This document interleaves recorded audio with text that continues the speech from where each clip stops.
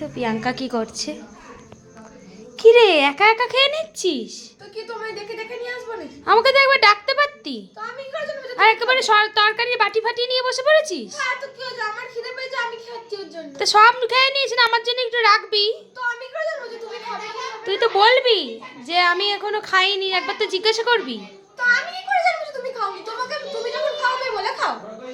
বলি না তাও তোর তো একবার উচিত, আমি তো তোর বৌদি নাকি। হ্যাঁ বৌদি, তো কি হয়েছে? একবার তো বলে খাবি। না গো, যখন তুমি খাও তখন তুমি আমায় বলে খাও। আর সব তরকারি বাটি নিয়ে বসে হ্যাঁ, পড়েছিস। আমি খেয়ে নেবো। আমার বাবা আনে, আমি খাই। তোমার কি হচ্ছে? আমার বর আনে। বর আনে, তোমার বরকে বলে আলাদা রান্না করে খাওয়াতে।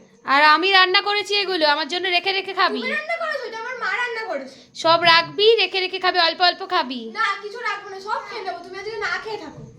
তুই দেখেছো এরকম দজ্জাল ননদ কার কার বাড়িতে আছে, একটু আমায় বলো তো। তুমি ভিডিও করছো কেন? হ্যাঁ তো করবো না, দেখাবো না সবাইকে তুই কিরকম করিস আমার সাথে।